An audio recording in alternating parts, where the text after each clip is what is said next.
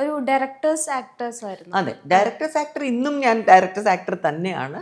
But ഇന്ന് നമ്മൾ കുറേയും കൂടെ ലൈഫിൻ്റെ നമ്മൾ ഇത്രയും എക്സ്പീരിയൻസ് ഒക്കെ കഴിഞ്ഞിട്ട് വരുമ്പോഴും പടങ്ങൾ ഇത്രയും ചെയ്തു വരുമ്പോൾ ബാക്കിയുള്ളവരെ ഒത്തിരി നോട്ടീസ് ചെയ്ത് കുറച്ച് ഒബ്സർവ് ചെയ്ത് കുറേയൊക്കെ നമ്മൾ തന്നെ പിന്നെ സോർട്ട് ഓഫ് നമ്മുടെ പേഴ്സണാലിറ്റീസിൽ തന്നെ ഒരു ചേഞ്ച് ഒക്കെ ഉണ്ടാവും. അപ്പോൾ നാച്ചുറലി ഇപ്പോഴൊക്കെ അഭിനയിക്കാൻ പോവുകയാണെങ്കിലും ഞാൻ ഒരുപാട് ക്വസ്റ്റ്യൻ ചെയ്യും. നമുക്കൊരു കൺവിൻസിങ് അല്ലാത്ത ഒരു പോർട്രയൽ ഉണ്ടെങ്കിലും ബാക്കിയുള്ളവർ നമുക്ക് കൺവിൻസ് ചെയ്യാൻ പറ്റില്ല. അപ്പോൾ ഒരു ക്യാരക്ടർ അവർ എൻ്റെ കയ്യിൽ കൊണ്ട് തരുവാണെങ്കിൽ ഞാൻ ആ ക്യാരക്ടർ മാത്രം പഠിച്ചാൽ പോരാ. യു ഹാവ് ടു സീ ഇത് ഈ ക്യാരക്ടർ എങ്ങനെയാണ് അതിൽ ഇരിക്കുന്നത്. ഒരു പടം കഴിഞ്ഞ് വരുമ്പോൾ നമ്മുടെ ക്യാരക്ടർ ഓർക്കുമോ. എനിക്ക് ഇത് സ്ക്രീൻ സ്പേസ് അല്ല, ഞാൻ നോക്കുന്നത് ആ ക്യാരക്ടർ മൈൻഡിൽ നിൽക്കുമോ എന്നാണ്. ഇപ്പം നമ്മളൊരു പടം ചെയ്ത് പുറത്തോട്ട് വന്നു കഴിഞ്ഞിട്ട് ആ ക്യാരക്ടറിനെ കുറിച്ച് ആരും ഒന്നും സംസാരിക്കുന്നില്ലെങ്കിൽ വാട്ട്സ് ദ യൂസ് നമ്മൾ ചെയ്തിട്ട്. അപ്പോൾ അതുപോലത്തെ ക്യാരക്ടേഴ്സ് മോസ്റ്റ്ലി ഞാൻ അവോയ്ഡ് ചെയ്യും. പിന്നെ ചില സമയത്ത് നിവൃത്തിയില്ലാതായിപ്പോവും. ചില ഫ്രണ്ട്സ് ആയിട്ട് വരുമ്പോൾ അവർ പറയും ഒരു ഷോട്ട് ഒരു ക്യാമിയോ ആയിട്ട് ചെയ്യുമോ അത് ചെയ്യുമോ എന്നൊക്കെ. സോ അങ്ങനെയൊക്കെ വരുമ്പോൾ ചിലപ്പോൾ അങ്ങനെ ചെയ്തു പോവും. But most of the time ഞാൻ നോക്കുന്നത് അതാണ്, നമുക്ക് സ്ക്രീൻ സ്പേസ് ഇല്ലെങ്കിലും നമുക്കൊരു ക്യാരക്ടർ ചെയ്യുമ്പോൾ ആ ക്യാരക്ടർ മനസ്സിൽ നിൽക്കണം ആൾക്കാർ. ഇപ്പോൾ അരവിന്ദൻ്റെ അതിഥികൾ ഫോർ എക്സാമ്പിൾ വലിയ സ്ക്രീൻ സ്പേസ് ആണ് ഇല്ല, പക്ഷെ ആ പടം കാണുമ്പോൾ കൂടുതലും ഓർക്കുന്നത് എന്റെ ക്യാരക്ടറാണ്. വിനീതിന്റെ അമ്മ എന്ന് പറഞ്ഞ് ടുവേർഡ്സ് ദി എൻഡ് ആണ് അവരെ കാണിക്കുന്ന ആ ഒരു സോങ്ങും ആണ്.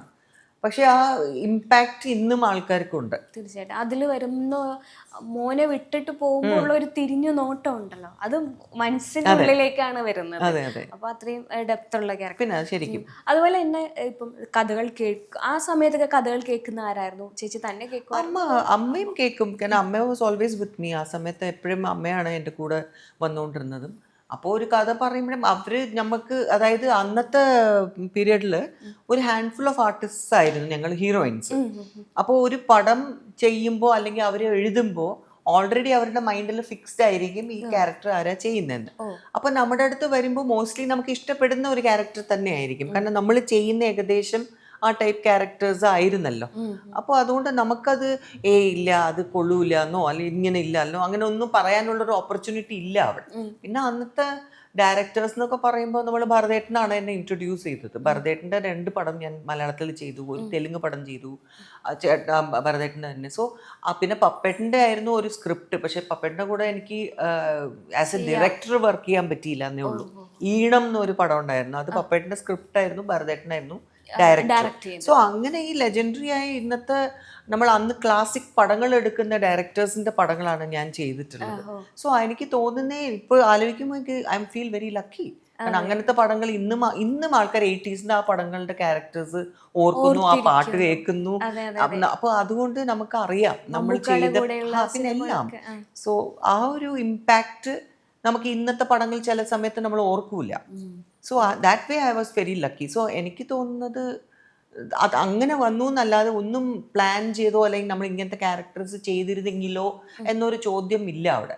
അന്ന് ഞാൻ ചെയ്തിട്ടുള്ള ചില്ല്, ഇതിനങ്ങളുടെ കഥ എന്നൊക്കെ പറഞ്ഞ നിദ്ര എന്നൊക്കെ പറയുന്ന ക്യാരക്ടേഴ്സേ ഇന്ന് ആൾക്കാർ ഓർക്കുന്നുണ്ട്, എൻ്റെ മൈൻഡിലും നിൽക്കുന്ന ക്യാരക്ടേഴ്സാണ്. So it was suitable for me ആ സമയത്ത്. നിദ്ര ഫസ്റ്റ് പടം ആണെന്ന് ആർക്കും പറയാം, അങ്ങനെ തോന്നില്ല ആക്ടിങ് കാണുമ്പോൾ.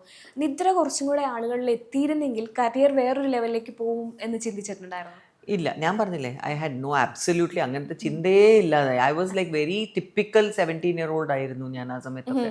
അഭിനയിക്കാൻ വരുന്നു, അഭിനയിക്കാൻ പോകുന്നു. അപ്പം നമുക്ക് വേറെ ഒന്നും ചെയ്യാനില്ല. എനിക്ക് ആ ഭാഷയൊക്കെ മര്യാദയ്ക്ക് ഒന്നും അറിയില്ലായിരുന്നു. I use to write it down in English. എന്നിട്ട് തലേ ദിവസം നമ്മൾ ബൈഹാർട്ട് ചെയ്യുക ഡയലോഗ്സ്, അങ്ങനെയൊക്കെ പറ്റുള്ളൂ. തമിഴായിരുന്നു, വീട്ടിലൊക്കെ നിങ്ങൾ സംസാരിക്കാൻ തമിഴല്ലേ. പിന്നെ അമ്മയ്ക്കൊക്കെ മലയാളം അറിയായിരുന്നു, ബിക്കോസ് അമ്മ കാഞ്ഞങ്ങാട് പഠിച്ചതാണ് എല്ലാം. അമ്മ അവിടെ തന്നെ ജനിച്ചു വളർന്നൊക്കെ ആയതുകൊണ്ട് അമ്മയ്ക്ക് മലയാളം അറിയാം. അപ്പോൾ മലയാളം അമ്മയ്ക്ക് എഴുതാനും വായിക്കാനും ഒക്കെ അറിയാം. അപ്പോൾ എൻ്റെ ഇന്റർവ്യൂസോ എന്തെങ്കിലുമൊക്കെ വരുവാണെങ്കിൽ she use to read it for me. അച്ഛന് പിന്നെ കുവൈറ്റിലൊക്കെ ജോലി ആയതുകൊണ്ട് കുറേ മലയാളി ഫ്രണ്ട്സ് ഉണ്ടായിരുന്നു. അപ്പോൾ അച്ഛനും മലയാളം സംസാരിക്കുന്നു. പാലക്കാടാണ് അച്ഛൻ്റെ നാടും ഒക്കെ. അതല്ലാതെ ഞങ്ങൾ ബ്രദേഴ്സിനും എനിക്കും ഒന്നും we had no influence. Malayalam അറിയില്ല, കേൾക്കുമ്പോൾ മലയാളമാണെന്ന് അറിയാമെന്നല്ലാതെ we couldn't speak or anything. അപ്പോൾ അതുകൊണ്ട് സ്റ്റാർട്ടിങ്ങിലൊക്കെ ഞാൻ വളരെ ക്വയറ്റും സംസാരിക്കാൻ അങ്ങനെ ഡയലോഗ്സ് മാത്രം ചെയ്യുക, നമ്മൾ അഭിനയിക്കുക, പോവുക, അല്ലെങ്കിൽ ഒരു ബുക്ക് വായിച്ചുകൊണ്ടിരിക്കുക. അപ്പോൾ ഫോണൊന്നും ഇല്ലല്ലോ. അപ്പം നമ്മളൊരു ബുക്ക് വായിച്ചുകൊണ്ടിരിക്കും, അല്ലെങ്കിൽ പിന്നെ എക്സാം ആണെന്ന് പറഞ്ഞാൽ അതിനെ പഠിച്ചുകൊണ്ടിരിക്കും. So it use to be like that. So എൻ്റെ വേറൊരു ടോട്ടൽ പിന്നെ ഇത് കഴിഞ്ഞ് വേറൊരു പടം നമ്മൾ ചെയ്തില്ലെങ്കിൽ നമ്മൾ ഇങ്ങനെ സംഭവിക്കുമോ എങ്കിൽ അങ്ങനെ ഒന്നും ചിന്തിച്ചിട്ടേ ഇല്ല. ഇത് കഴിഞ്ഞാൽ പോയി അത്രേ ഉള്ളൂ. It was nothing like that at all. അതാരും വിശ്വസിക്കില്ല. പെട്ടെന്ന് ആ സമയത്തൊന്നും ആലോചിച്ചു നോക്കി, 81 വന്നു, 84 I got married and went. അതാരും ചിന്തിച്ചു അങ്ങനെ ചെയ്യും. പക്ഷെ 7 ഇയർ ഉള്ളപ്പോഴാണ് ശരിക്കും വരുന്നതെന്ന് ഞാൻ കേട്ടിട്ടുണ്ട്. ഡാൻസിലാണ് ആദ്യമേ വന്നത്. അതായത് 7 വയസ്സുള്ളപ്പോ സ്കോളർഷിപ്പ് സ്റ്റുഡന്റ് ആയിരുന്നു ഞാൻ ഡാൻസിന്. So government of India scholarships ഒക്കെ വന്ന് കിട്ടിയപ്പോൾ ആ സമയത്ത് articles had come in Tamil daily paper. അത് കണ്ടിട്ടാണ് ഭരതേട്ടൻ, എൻ്റെ ചേട്ടന് അപ്പോൾ KB സാറിന്റെ അസോസിയേറ്റ് ആയിരുന്ന സമയത്തായിരുന്നു. So somehow they came to know that സുരേഷിന് സിസ്റ്റർ ആണെന്നും ഞാൻ മുംബൈയിലാണെന്നും. അപ്പം അങ്ങനെ അന്വേഷിച്ച് വന്നപ്പോൾ ചേട്ടൻ എന്നെ വിളിച്ച് ചോദിക്കുന്നു, നീ അഭിനയിക്കുന്നു എന്നൊക്കെ എന്നൊക്കെ പറഞ്ഞിട്ട് ഞാൻ സ്റ്റൈലായിട്ട് അഭിനയിക്കാനൊക്കെ വരുന്നതും. So that was my introduction.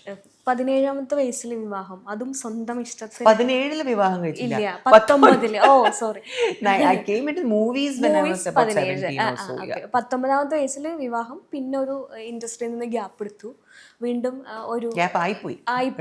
അത് മീൻസ് എന്തുകൊണ്ടായിരിക്കും 17ാമത്തെ നന്നായിട്ട് നിൽക്കുന്ന ഒരു സമയം വിവാഹം കഴിക്കുന്നു? അതും ഭയങ്കര സ്ട്രോങ് ആയിട്ടൊരു ഡിസിഷൻ ആയിരുന്നു, സ്വന്തം ഇഷ്ടത്തിന് കല്യാണം കഴിച്ചു എന്നുള്ളത്. അപ്പം ആ ഡിസിഷൻ എന്തുകൊണ്ടാണ്? വീട്ടുകാർ ഒരു 3 ആങ്ങളമാർക്ക് ഒരു പെങ്ങൾ, അത്രയും പാമ്പറിങ് ആയിട്ടുള്ള ഫാമിലി, അപ്പോൾ അവരെയൊക്കെ എതിർത്ത് കല്യാണം കഴിക്കുന്നു, ഏറ്റവും തിളങ്ങി നിൽക്കുന്ന കരിയറിൽ നിന്ന് ബ്രേക്ക് എടുക്കുന്നു. അപ്പം ആ തീരുമാനങ്ങളൊക്കെ ഭയങ്കര സ്ട്രോങ് ആയിരുന്നു. പക്ഷെ അത് പിന്നീട് സക്സസ്സിലേക്ക് എത്താൻ പറ്റാത്ത വരുമ്പോണ്ടൊരു മാനസിക സംഘർഷം ഉണ്ടല്ലോ.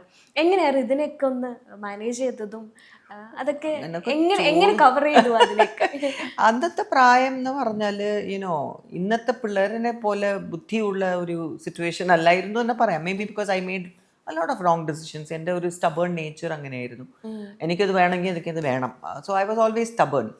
ഇപ്പോൾ അമ്മയും ഒക്കെ ആര് പറഞ്ഞാലും ഐ യൂസ് ടു ബി അത് വേണമെങ്കിൽ വേണം. ഒരു എന്താ പറയുക, നമുക്ക് ആ സീരിയസ്നെസ് മേ ബി ആ പ്രായത്തിൽ ഐ നെവർ അണ്ടർസ്റ്റുഡ്. നമുക്കൊരു എന്താ പറയുക, ആസ് എ ടീനേജർ കുറേ യു ഫീൽ നമുക്ക് ഫാരി ടെയിൽ ആണ് ലൈഫിൻ്റെ ഒരു സീരിയസ്നെസ് ഒന്നും മനസ്സിലാക്കാനുള്ള ഒരു ആക്ച്വലി നോക്കുവാണെങ്കിൽ പ്രായമൊന്നും ആയിട്ടില്ല.